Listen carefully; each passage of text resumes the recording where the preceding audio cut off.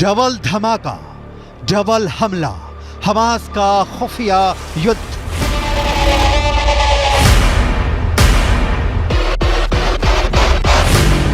Hamas के 45,000 लड़ाकों में से कितने सुरंग के अंदर और कितने जमीन के ऊपर से इजरायली सेना पर हमला कर रहे हैं, इसे लेकर ना तो अभी तक मोसाद कोई खुलासा कर पाया है और ना ही अमेरिका की खुफिया एजेंसी को कोई भनक लग पाई है।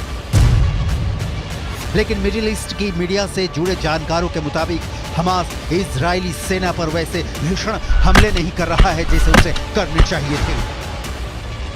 कुछ खबरों में दावा किया गया है कि भले ही इजरायली सेना दावा करे कि वो गाजा सिटी के बीचों बीच पहुंच चुकी है, लेकिन हकीकत में इस दावे पर पश्चिमी मीडिया के वॉर एक्सपर्ट्स अब सवाल उठाने लगे हैं।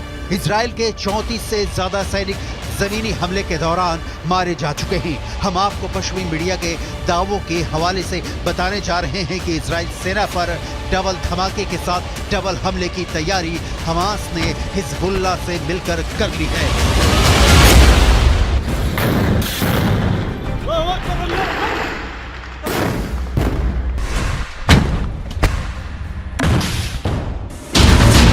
इजराइल की वर्दी में हमास के लड़ाके। लगता है इस बार इजरायली सेना, इजरायली खुफिया एजेंसी मोसाद और बिना शेत हमास की ताकत और वॉर प्लान को समझने में बुरी तरह से फेल हुए हैं।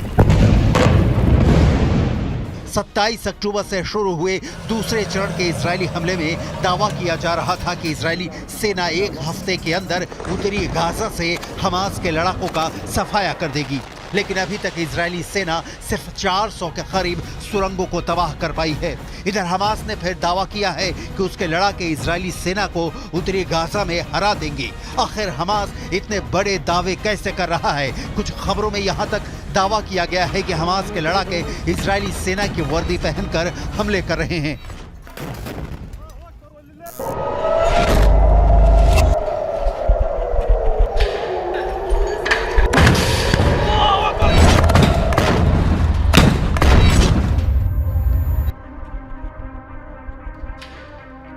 हमास सेना के शाखा अल कसम ब्रिगेड ने एक वीडियो जारी किया है जिसमें दिखाया गया है कि उत्तरी गाजा में इजरायली सेना उनके टैंक, उनके बख्तरबंद लड़ाकू वाहनों, यहां तक कि बुलडोजर पर भी हमास लड़ाके बेहद बेरहम और घातक हमले कर रहे हैं।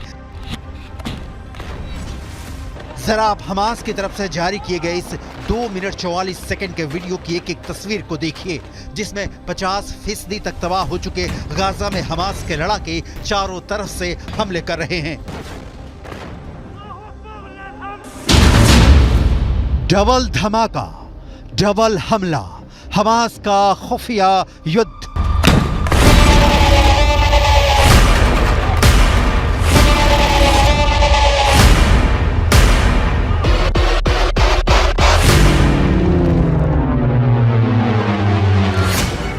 हमास की अल कसम ब्रिगेड के लड़ाके आरपीजी, थर्मोबैरिक ग्रेनेड, रॉकेट से इजरायली सेना पर बेहद पास से हमले कर रहे हैं। इजरायली टैंकों पर महज 100 से 150 मीटर दूरी से एंटी टैंक मिसाइलें और रॉकेट से हमले हो रहे हैं। हैरानी की बात तो यह है कि हमास की अल कसम ब्रिगेड अमेरिकी और रूसी हथियारों से इजरायली सेना पर हमला कर रही है। हमास के पास जो घातक राइफलें हैं उन्हें देखकर ही लग जाता है कि या तो अमेरिकी हैं या फिर रूसी। इस वीडियो में दिखाया गया है कि हमास के लड़ाके अचानक तबाह इमारतों से बाहर निकलकर आरपीजी फायर कर रहे हैं या फिर टैंकों पर सीधे रॉकेटों से हमले कर रहे हैं। जबकि जमीन पर इजरायली सेना का एक भी पैदल सैनिक नहीं दिख रहा है। इजरायली सेना पूरी तरह से या टैंक के अंदर है या फिर किसी बख्तरबंद वाहन के अंदर से हमास के लड़ाकों से जंग कर रही है। हमास के इस खुफिया युद्ध ने इजरायली सेना के पसीने छुटा दिए हैं। खुद इजराइल के रक्षा मंत्री तक मानने को मजबूर हैं कि उन्हें बेहद क्रूर और शातिर लड़ाकों से जंग करनी पड़ रही है। עזה היא בסיס הטרור הגדול ביותר שבנה האדם אי פעם. כל העיר הזו היא בסיס טרור אחד גדול. מתחת לקרקע קילומטרים של מנהרות. הן מתחברות אל בתי חולים, אל בתי ספר, הן מחוברות ביניהם.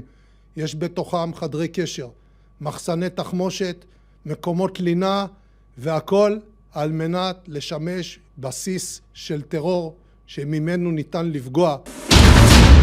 इजराइल के लिए विनाशक हिजबुल्लाह का हमला। लेकिन वहीं दूसरी तरफ हिजबुल्लाह के चीफ हसन नसरल्लाह ने दावा किया है कि इजरायली सेना के लिए गाजा युद्ध विनाशकारी साबित होने जा रहा है। हिजबुल्लाह के 60,000 से ज्यादा लड़ाके हमास के 40,000 लड़ाकों के साथ इजरायली सेना पर दूसरे राउंड का विनाशकारी हमला करने जा रहे हैं। पश्चिमी मीडिया ने भी माना है कि हिजबुल्लाह की रॉकेट और मिसाइल ताकत इजराइल के लिए विनाशकारी साबित होगी। हालांकि इजरायली सेना पूरे जोश के साथ दावा कर रही है कि उसने उत्तरी गाजा में 10 घंटे की भीषण जंग में पिछले 24 घंटे के अंदर हमास के बहुत बड़े गढ़ पर कब्जा कर लिया है। इजराइल की आईडीएफ ने दावा किया है कि महज 10 घंटे की लड़ाई के बाद हमास का प्रमुख गढ़ पर कब्जा कर लिया गया है। इजरायली सेना का कहना है कि 10 घंटे की भीषण जंग में हमास के दर्जनों लड़ाके मारे गए हैं। आईडीएफ की मुख्य पैदल सेना इकाइयों में से एक नाहल ब्रिगेड के सैनिकों ने उत्तरी गाजा के पश्चिम में जबालिया पर भीषण हमला किया है। जबालिया में आउटपोस्ट 17 पर आईडीएफ ने हमास लड़ाकों को मारकर कब्जा कर लिया है। आईडीएफ ने खुलासा किया है कि हमास के लड़ाके जमीन के ऊपर और भूमिगत मार्ग से हमले कर रहे हैं।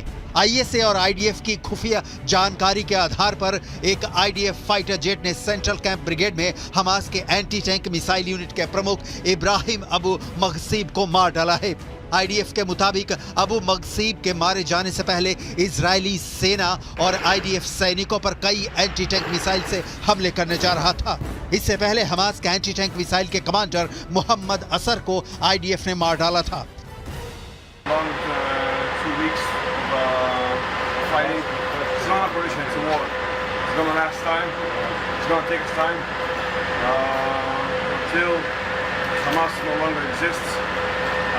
Till our prisoners, people that were kidnapped, will come back home.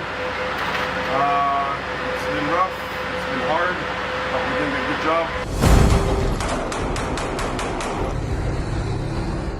IDF ने कई तस्वीरें जारी की हैं जिसमें दावा किया गया है कि नॉर्थ गाजा में हमले बेहद तेज कर दिए गए हैं। इजरायली सेना ने यह भी दावा किया है कि हमास के करीब 60 कमांडरों को अब तक मार दिया गया है। रॉयटर्स के मुताबिक इजरायली सेना ने गाजा में हमास के चीफ याह्या सिनवार को उसके बंकर में अलग थलग कर दिया है। वो बंकर के बाहर की दुनिया से पूरी तरह से कट चुका है। इधर इजराइल के युद्ध कैबिनेट के मंत्री रॉन डर्मर ने दावा किया है कि 30 दिन से ज्यादा की जंग में 3 से 4 हजार से ज्यादा हमास लड़ाके मारे जा चुके हैं। उत्तरी गाजा का 50% इलाका पूरी तरह से तबाह हो चुका है। फिलिस्तीनी और हमास समर्थकों के बीच कोहराम मचा हुआ है। وقصف وعنا معاقة. احنا طلعنا من بيتنا لانه ما فيش المنطقة كلها اخلى. فيش طلعنا على المدارس مش آمنة برضه. يعني لا في عنا اكل ولا في عنا ولا يعني موت مية ما فيش نشرب. مية ما فيش يشرب اولادنا. بعدين ضربوا المخابز ضربوا 30 दिन की जंग के बाद पता चला कि उत्तरी गाजा से 70% फिलिस्तीनी और हमास समर्थक भाग चुके हैं। उत्तरी गाजा से दक्षिण गाजा के बीच 14 किलोमीटर का फासला है। दक्षिणी गाजा में लगभग उत्तरी गाजा से 7 से 8 लाख लोग पहुंच चुके हैं, जबकि उत्तरी गाजा में फंसे 1.5 से 2 लाख लोगों को हमास के लड़ाकों ने मानव ढाल बना रखा है। हथियारों के साथ हमास के लड़ाकों की लड़ने की क्षमता साफ दिखा रही है कि जंग अभी खत्म नहीं होगी, बल्कि अभी जंग में बहुत से खिलाड़ी खून की होली खेलने का प्लान बना रहे हैं। अब देखना होगा हमास और हिजबुल्लाह जब दो तरफ से डबल अटैक इजराइल पर करेंगे तब कैसे इजरायली सेना हमास और हिजबुल्लाह का सामना करेगी।